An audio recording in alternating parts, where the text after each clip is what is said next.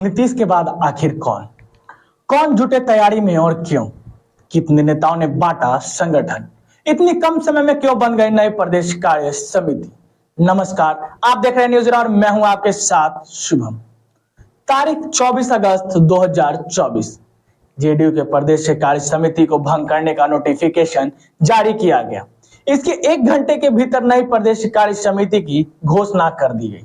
60 minute में जारी दो नोटिफिकेशन में अंतर बस इतना था कि कार्य समिति की पदाधिकारियों की संख्या 251 से घटाकर 115 कर दी गई।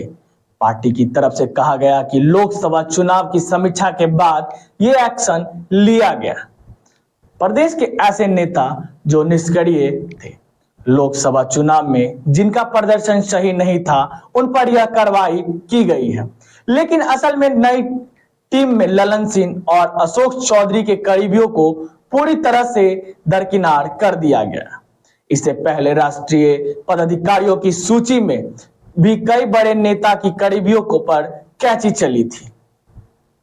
तारीख 29 अगस्त 2024 जहानाबाद में जेडीयू के क्षेत्रीय कार्यालय के उद्घाटन के मौके पर जिले के प्रभारी और ग्रामीण कार्य मंत्री अशोक चौधरी ने भूमियारों को लेकर आपत्तिजनक बयान दिया।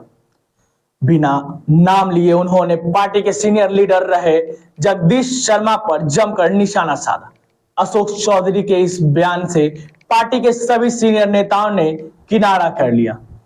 अशोक चौधरी भले सार्वजनिक तौर पर इस बात से इनकार करते रहे कि वे पार्टी के भीतर नंबर 2 नहीं है, लेकिन उनकी हालिया एक्टिविटी इस ओर इशारा कर रही थी कि पार्टी में उनका कद काफी बड़ा है। चंदेश्वर चंद्रवंशी को जहानाबाद से लड़ने का निर्णय नीतीश कुमार का था। भूमियारों के विरोध से वे हारे।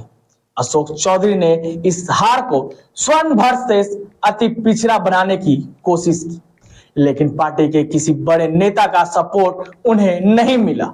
अब पार्टी के भीतर वे पूरी तरह से अलग थलग पड़ गए हैं। तारीख 1 सितंबर 2024 पार्टी के सीनियर लीडर केसी त्यागी ने राष्ट्रीय मुख्य प्रवक्ता के पद से इस्तीफा दे दिया। अपने इस इस्तीफा में उन्होंने लिखा कि निजी व्यवस्था के कारण पार्टी के प्रवक्ता पद के साथ न्याय नहीं कर पा रहे हैं। सवाल यह उठ रहा है कि एक सप्ताह पहले 23 अगस्त को उन्हें यह जिम्मेदारी दी गई थी। उस वक्त उन्होंने पद को क्यों स्वीकार किया? मैसेज साफ है कि भाजपा के खिलाफ बयानबाजी अब नहीं चलेगी। त्यागी भले इस्तीफा को अपना निजी मामला बता रहे हो, लेकिन मैसेज स्पष्ट है कि अब गठबंधन में ये बाधा बनने वाले के लिए कोई विकल्प नहीं है, चाहे वो कितने भी प्रिय क्यों न हो। केसी त्यागी लगातार अग्निवीर योजना से लेकर लेटरल एंट्री, बिहार को विशेष राज्य का दर्जा से लेकर इजराइल को सपोर्ट करने तक एनडीए के लाइन से अलग बयानबाजी कर रहे थे। जेडीयू में मात्र 8 दिनों के भीतर हुए इस घटनाक्रम के बाद सियासी गलियारों में अटकलें शुरू हो गई है कि क्या पार्टी के अंदर खाने में सब कुछ सही है? क्या जेडीयू में एक बार फिर से गुटबाजी बढ़ गई है? क्या जेडीयू अब किसी भी सूरत में बीजेपी के साथ नाता नहीं तोड़ना चाहती? क्या जेडीयू के बड़े नेता अब अपने जुगाड़ में जुट गए हैं? क्या जेडीयू में एक बार फिर से गुटबाजी शुरू हो गई? इससे पहले आरसीपी सिंह को राष्ट्रीय अध्यक्ष बनाया गया था। तब ऐसे आरोप लगा था कि पार्टी के भीतर आरसीपी सिंह ने अपना एक पैरेलल सिस्टम डेवलप कर लिया था। यही कारण है कि उन्हें पार्टी बाहर का रास्ता दिखाया था। सियासी गलियारों में चल रहे अटकलों को माने तो पार्टी के राष्ट्रीय कार्यकारी अध्यक्ष बनने के बाद संजय झा संगठन को अब पूरी तरह से अपने हिसाब से तैयार करना चाहते हैं।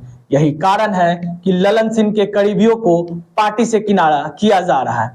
दूसरी तरफ अशोक चौधरी भी अपना दबदबा बनाए रखना चाहते हैं। इस सब के बीच मनीष वर्मा की एंट्री संगठन में हो गई।